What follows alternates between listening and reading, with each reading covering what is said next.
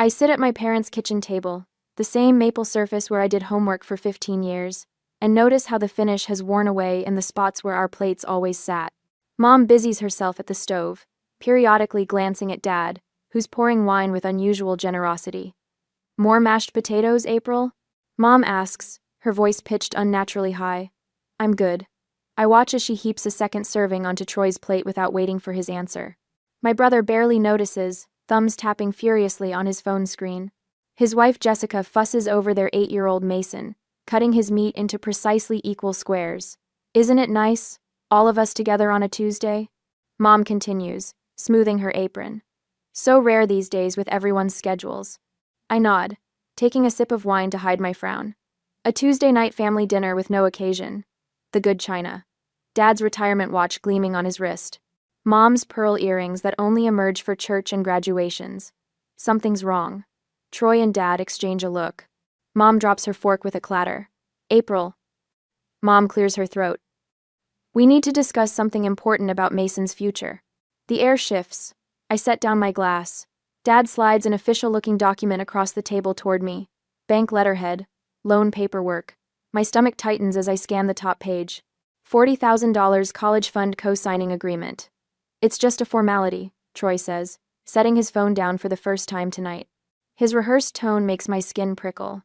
The bank needs a second signature with solid credit, someone responsible. The compliment lands hollow. I flip to the second page, where my name is already typed in the co-signer field. "You finally have that bonus money," Mom says, reaching for my hand. Her eyes well with practiced tears. Family helps family. The realization blooms cold in my chest. This dinner wasn't spontaneous. The invitation, the fancy settings, the unusual Tuesday, gathering a calculated ambush. They've been planning this for weeks. I look at my nephew Mason, innocently pushing peas into patterns, unaware he's the emotional pawn in tonight's game. The kitchen dissolves around me, replaced by the fluorescent lights of Palmer's Pharmacy 12 years ago.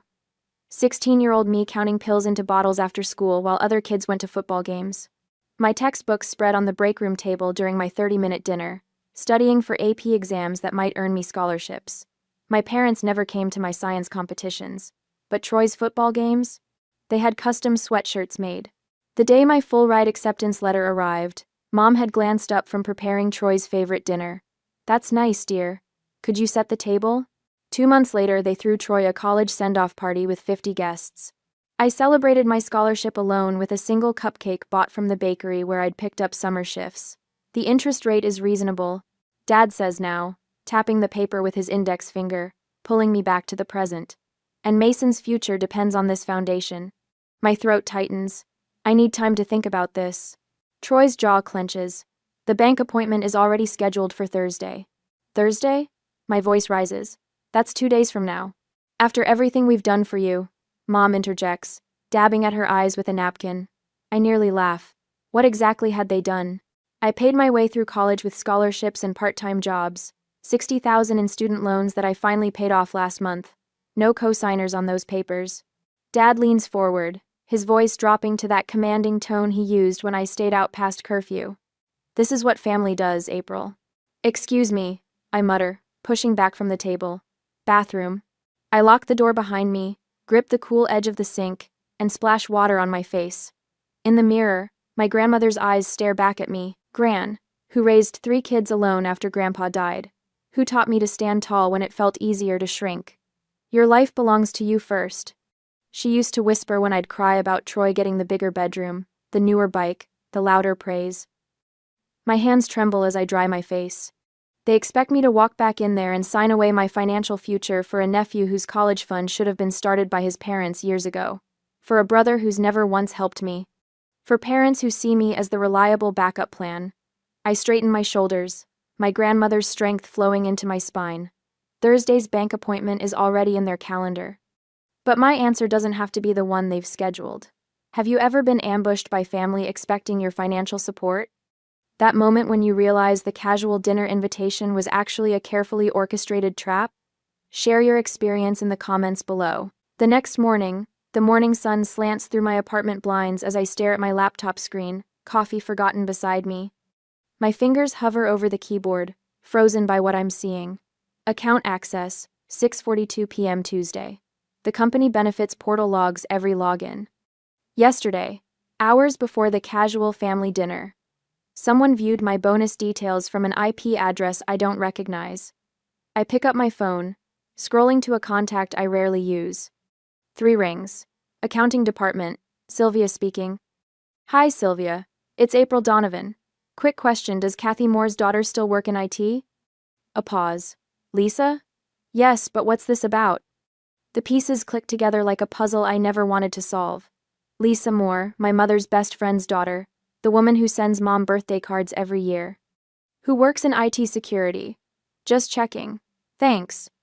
I hang up before she can ask more questions. My bank statement shows it clearly. $15,200 deposited last Friday. The exact amount Mom mentioned at dinner, down to the dollar. They knew precisely what I had. My phone buzzes.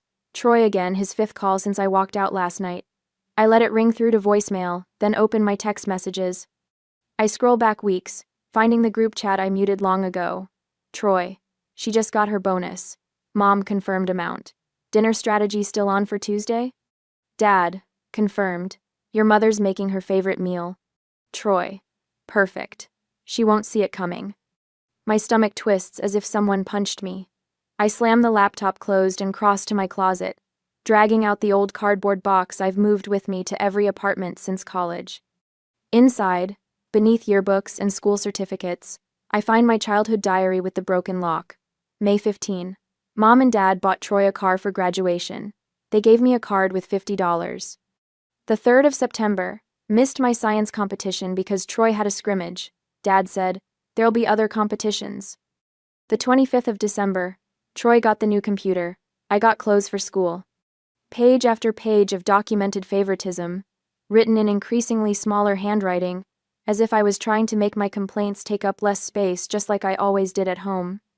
At the bottom of the box lies a folder of loan documents. My name alone on every page. No co-signers, no parental support. My phone rings again. Troy. What?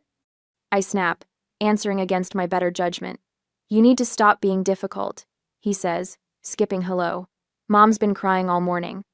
I'm not signing those papers. Family helps family, April. What would Gran say if she saw you being so selfish? The mention of my grandmother makes my blood boil. Don't you dare use Gran against me. She taught me to stand on my own feet, something you never learned. Look, Mason needs this. It's his future. Why can't you or Mom and Dad co-sign? Why me? His pause tells me everything. Because your credit score is better, he finally admits. Dad's retirement affected their score, and Jessica and I have the house mortgage. So I'm the backup plan. You're being dramatic. Dad says you're embarrassing the family. People at church are asking questions. My doorbell rings. I peer through the peephole to see Jessica standing there, perfectly styled as always. I have to go, I mutter, hanging up. Before I can decide whether to open the door, my phone chimes with a work email. From Janice in HR, is everything all right? I received a concerning call from a relative of yours about your difficult time. I nearly dropped the phone. They're calling my workplace now? The doorbell rings again, more insistent. However, I don't answer, and prepare for work, as I had a meeting later that morning. At work later, Margaret from the research lab drops into the chair beside my desk. At 62, she's seen it all, her salt and pepper curls framing a face that doesn't suffer fools. You look like you haven't slept, she says, pushing a coffee toward me. Family troubles? I hesitate. How did you know? Your brother called the front desk asking about you. Something about a family emergency. She leans closer. I told reception you were in a meeting all day. Thanks, I whisper, relief washing over me. It's complicated.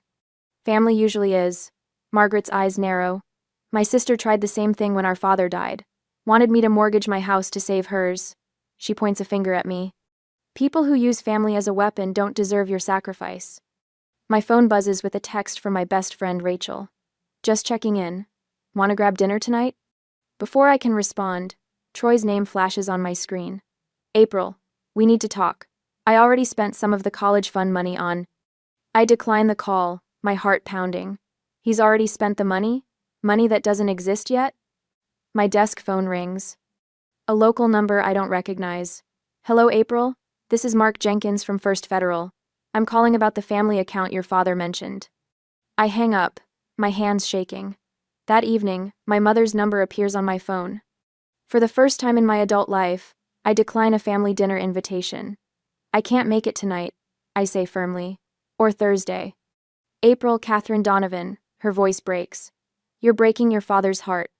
I end the call and notice something strange. My hands have stopped trembling. The next morning, Troy appears in the lobby of my building, voice echoing through the atrium. I need to see my sister. It's a family emergency. My coworkers watch as I meet him at the security desk. You need to leave, I tell him, loud enough for everyone to hear. Not until you agree to sign those papers, he hisses. No.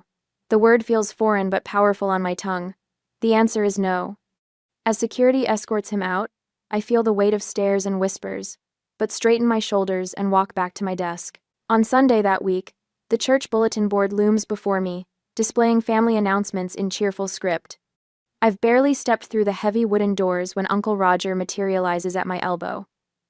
There's my favorite niece, he says, his hand clamping my shoulder.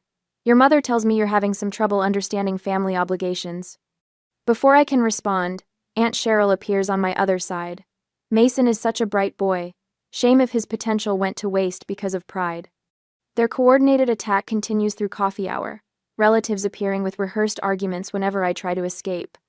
Pastor Williams even corners me beside the hymnal shelf. The good book tells us family comes first, April. Your parents have prayed about this matter extensively. So, my stomach knots. Prayers about my bank account. How convenient. Monday morning brings a crisp white envelope in my mailbox. No return address. Inside, a single line typed in bold. Ungrateful daughters burn in hell. The paper trembles in my hand. Troy calls that evening, his voice thick with practiced tears. Mason asked why Aunt April doesn't love him enough to help with college. My 8-year-old nephew, suddenly concerned about higher education financing.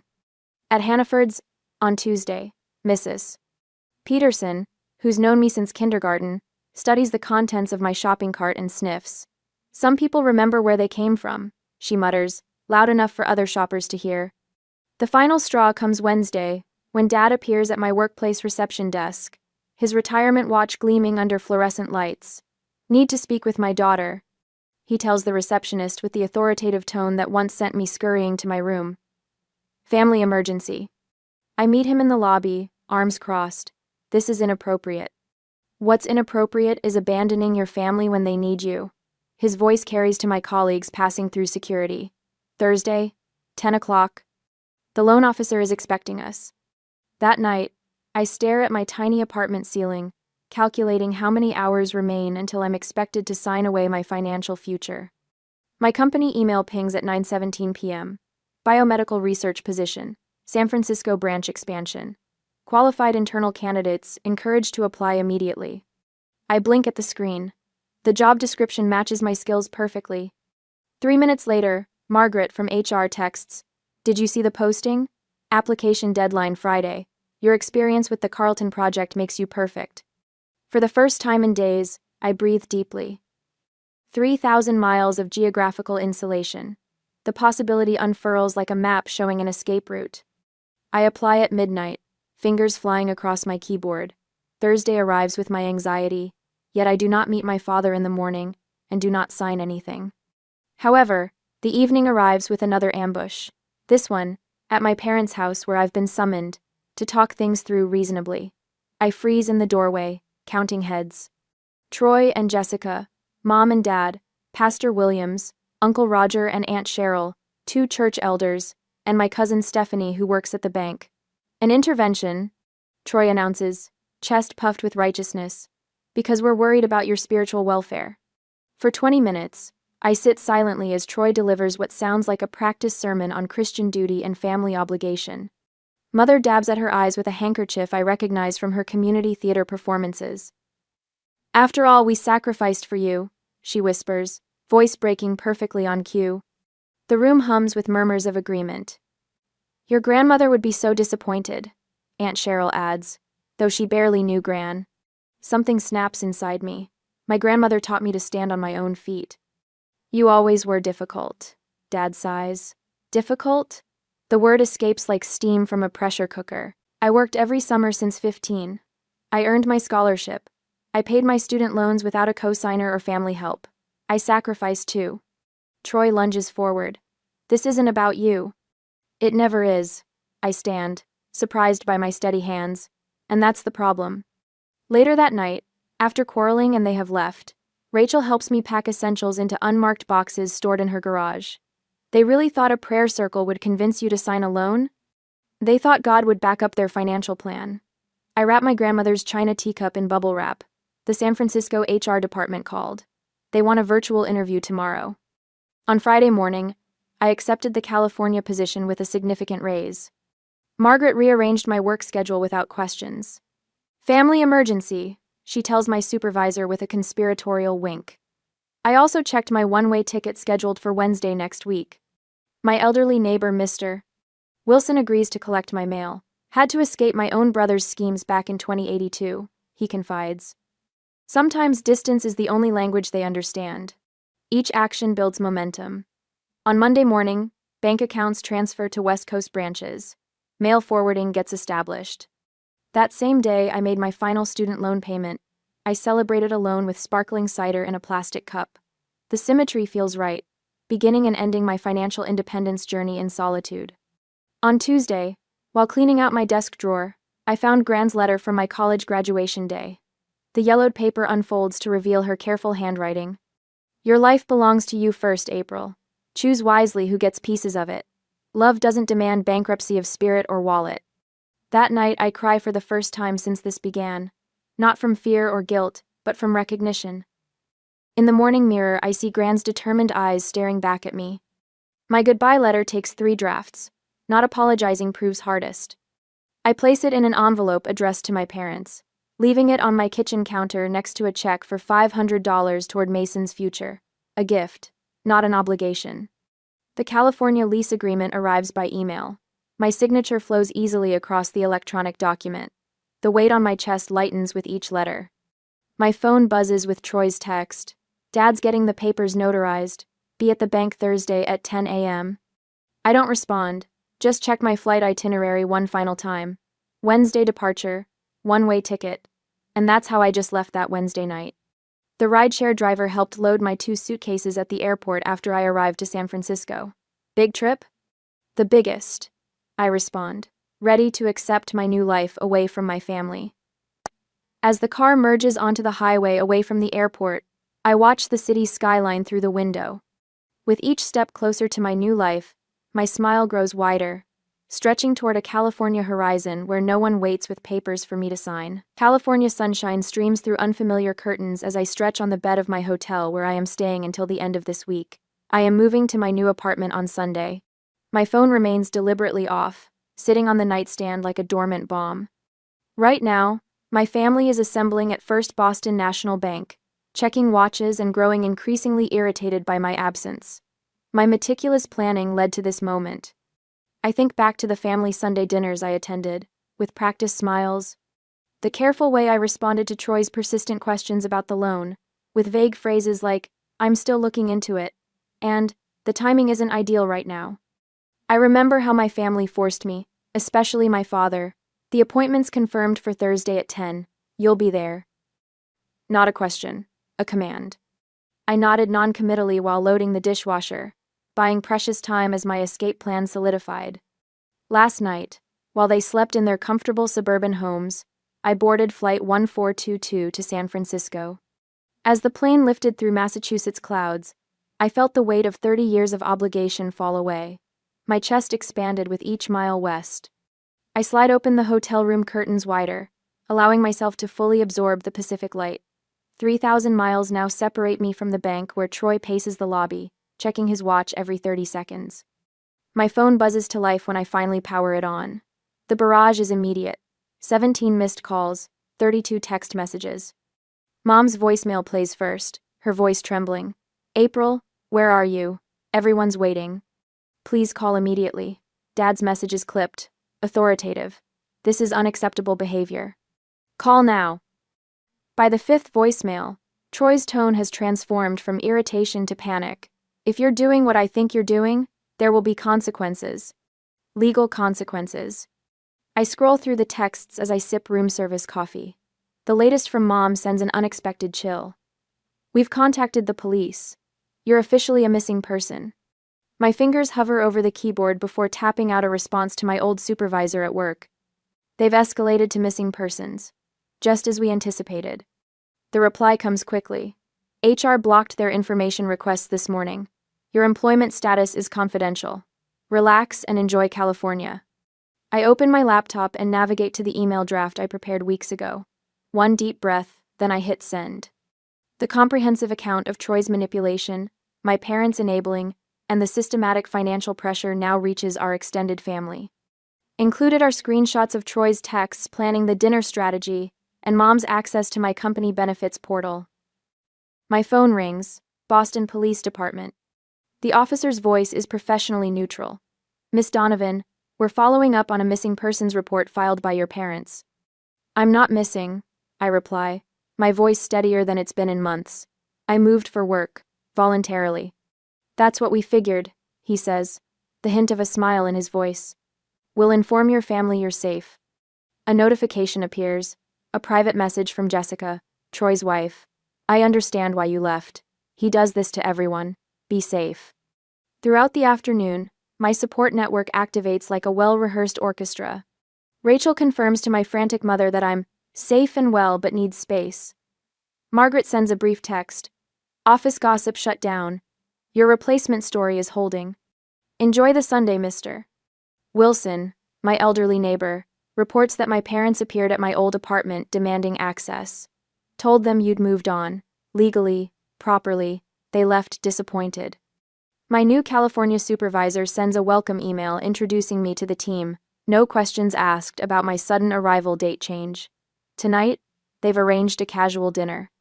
As evening approaches, the family facade begins showing its first cracks. Mom's church friend Betsy messages, your mother's telling everyone you had a breakdown.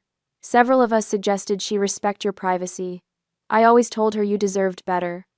Uncle Frank, Dad's older brother, emails, got your explanation. Not surprised. Troy's had his hand out for years. Bank called me about his previous loan applications after your no-show. Things unraveling here. I step onto the hotel balcony, watching the sun sink toward the Pacific. For the first time in months, genuine laughter bubbles from my chest. Unexpected, liberating. 3,000 miles of distance has accomplished what years of conversations could not. Freedom tastes like California air, crisp and full of possibility. The welcome dinner notification pings on my calendar. New colleagues, new beginning, no history. I dress carefully, appreciating how my shoulders have already relaxed away from my ears. As I prepare to leave, one final text appears, from Mason, Troy's 8-year-old son, obviously using Jessica's phone. Aunt April, when can I visit California? I smile, typing back, someday soon, buddy, someday soon. 3 months later, I am dealing with projects, meetings, new clients, without anyone forcing me to do anything I don't want. However, one Tuesday afternoon, the certified letter arrives at work. Official stamp, my father's precise handwriting. Inside, a single page. Your mother collapsed yesterday. Doctors aren't sure why. We need you home. My hands tremble, but my mind stays clear. 3 months of California sunshine hasn't erased 28 years of manipulation. I dial the hospital directly. No patient under my mother's name. Looking for creative ways to make you answer. Margaret comments during our lunch break on a video call. She recognizes family manipulation tactics better than most therapists. What's the count now? 5 and 3 days, I say, scrolling through my phone. Mother's tearful video message yesterday. Troy uses his son for a video call for manipulation. Pastor calling about spiritual healing. And now this letter. Margaret butters her roll with methodical precision. They're escalating because you're winning. On Saturday morning, as I was working from my apartment, an email notification pings. Legal notice about family trust obligations from a law firm I've never heard of. A quick search reveals no such firm exists in Massachusetts. My phone vibrates with Troy's name. Against better judgment, I answer. Mason wants to say goodbye before. Troy's voice breaks perfectly on cue. Before what, Troy? Before he stops asking about you. Kid doesn't understand why his aunt abandoned him. The old guilt rises, but something new rises faster. Anger, clean and clarifying. Put Mason on if he's actually there, I say. A pause. He's at school. It's Saturday. The call ends abruptly. 3 more messages arrive before evening. Mother's health declining from stress of abandonment. Parents selling grandmother's china cabinet promised to me since childhood. A former neighbor calling my supervisor about my concerning behavior back east. I sit in my apartment, windows open to the coastal breeze, and make my decision. Monday morning I send one email. Family video call. Thursday, 7 p.m. Eastern. All of you together. Their responses flood in immediately. Mother's tearful acceptance, father's stern agreement, Troy's smug certainty. The apartment fills with sunset light Thursday evening as I arrange my laptop precisely. Behind me, no family photos, only my degrees and certification awards. I've prepared for this moment like a surgeon for a complicated operation. At exactly 7 o'clock, I click Join Meeting. Their faces appear in boxes across my screen. Father at the head of their kitchen table, mother dabbing tissues beside him, Troy and Jessica with Mason visible in the background, Pastor Wilson in the corner. 3 sets of aunts and uncles I barely recognize. April, father begins, authority coating his voice. We've gathered as a family to discuss your concerning behavior and… I'll be speaking first, I interrupt, my voice steadier than it's ever been addressing him. I have prepared remarks and evidence that requires your full attention. Mother starts to protest, but father raises his hand to silence her, curiosity briefly overriding his need for control. 3 months ago, you ambushed me with demands to co-sign a $40,000 loan for Mason's college fund. I begin, screen sharing a meticulously organized timeline. Since then, you've escalated to increasingly desperate tactics, which I've documented fully. Troy shifts forward. This is ridiculous. We're trying to secure our son's future, and you're treating us like criminals. You told First National Bank the money was for Mason's education, I reply, clicking to the next slide. But I have you on record telling your poker buddy it would cover your gambling debts. The recording plays, Troy's unmistakable voice. April's bonus is exactly what I need to clear the tables.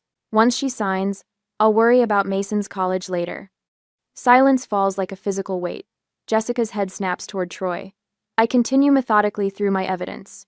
Bank statements proving my parents have sufficient assets to guarantee the loan themselves. My student loan history versus Troy's fully funded education. Childhood diary entries documenting systematic favoritism. But perhaps most compelling, I say, clicking forward, is this analysis showing that this pattern has repeated throughout our lives. Troy receives. I provide. From bedrooms to birthdays to college tuition. Father's face has turned to stone. Mother's tears have stopped, replaced by something harder. You're twisting everything, Troy shouts, slamming his hand on their table. This is what families do. They help each other. Like you helped me with my student loans? I ask. Like you helped when I needed a co-signer for my first apartment? The assistance has only ever flowed one direction. Aunt Meredith speaks up from her square. Robert, is this true? That April paid her own way through college while you covered Troy's expenses? Father can't meet her eyes. My financial decisions are not family property. I state, looking directly into the camera. I'm willing to establish a relationship moving forward, but only under new terms. The kitchen behind them is so quiet I can hear the wall clock ticking. No contact for 6 months. I continue. After that we can reassess based on everyone's behavior. Any attempt to manipulate me or contact my workplace will reset the clock. Father opens his mouth, closes it. For the first time in my life, I've rendered him speechless. In his eyes, behind the anger, flickers something unexpected. Respect. Troy stands abruptly. This is bulls. The rest of his sentence cuts off as he storms away from the camera. Mother leans forward, her hand reaching toward the screen like she could touch me across 3,000 miles. April, She pauses, swallows. I'm sorry. I didn't see what we were doing. It's the first genuine apology I've heard from her since childhood. 6 months, I repeat, my finger hovering over the disconnect button. Your move. I end the call on my terms, not theirs. The silence in my apartment feels different now, like the quiet after a storm passes, like freedom. I stretch my arms toward the ceiling of my California apartment, sunlight streaming through windows that actually face the morning sky. 6 months in this space with an actual living room, and I still smile every time I pad across the hardwood floors in my bare feet. My phone buzzes with another congratulatory message about yesterday's promotion. The entire research team gathered with genuine champagne, not the grocery store, sparkling wine my parents served when Troy got his first job after college. Breakfast on the balcony? Ellie texts, my downstairs neighbor turned friend who accepts my occasional need for quiet weekends without question. My new circle here understands boundaries aren't walls, they're healthy perimeters that make relationships possible. I glance at my calendar, where next month's vacation to Sedona glows in bold letters. My bonus money, spent on desert sunrises instead of someone else's obligation. The peaceful ritual of morning coffee, without dreading the family ringtone, follows me onto the balcony. At work, Caitlin, a new lab assistant, hovers near my desk, clutching her phone. Everything okay? I ask. Her eyes glisten. My brother needs co-signers for his business loan. My parents are pressuring me, but I just started paying off my student loans. 6 months ago, I'd have mumbled awkward sympathy. Today, I pull up a chair. Your success belongs to you, I tell her, my voice steady. You're not wrong for protecting it. The words flow without bitterness. Later, declining a request from a colleague feels simple. My no emerges without the guilt that once twisted my stomach into knots. Back home, Gran's letter hangs framed beside my degrees. Your life belongs to you first. No longer hidden in a drawer but displayed proudly, like the woman I've become. Twice monthly therapy sessions have helped me understand the patterns carved into my childhood. The golden child dynamic isn't your creation or your responsibility, my therapist reminded me last week. The realization landed differently than before, settled rather than stinging. Weekends now include volunteer work at a women's financial literacy program. Last Sunday, I met Eric there, a curriculum developer whose gentle questions never probe beyond my offered boundaries. His hand in mine feels like invitation, not demand. Cousins from my mother's side reached out after my departure, distant family bridges rebuilt on mutual respect rather than obligation. Last night, I realized I hadn't thought about the loan in weeks. The space it once occupied now filled with actual living. Mother's letters arrive monthly now, hesitant at first, then increasingly sincere. I never considered how differently we treated you and Troy, she wrote recently. Dad's stubborn silence has softened to brief text messages about weather and baseball scores. Small steps across a wide gulf. From Rachel, news that Troy faces foreclosure without my financial safety net. Jessica brought Mason to visit last month without telling Troy her quiet rebellion against years of enabling his demands. Thanksgiving approaches, and my dining table will host the family I've chosen, Ellie, co-workers, neighbors who've become friends. Margaret visits next week during her retirement celebration trip. Rachel flies in Thursday, already planning her toast to the woman who chose herself. Mr. Wilson's congratulatory letter sits on my desk, his careful penmanship reminding me that courage looks different at every age. Yesterday marked my freedom anniversary with a small cupcake, a tradition I'll continue yearly. This morning, I opened a savings account specifically for Mason's education, my terms, my choice. The note I'll give him on his 16th birthday already drafted. Your future is yours to build, but support should come freely. Bye.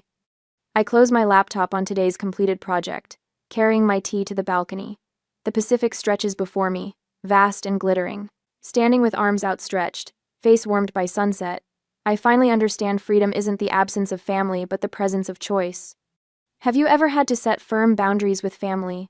How did they respond when they realized you wouldn't back down?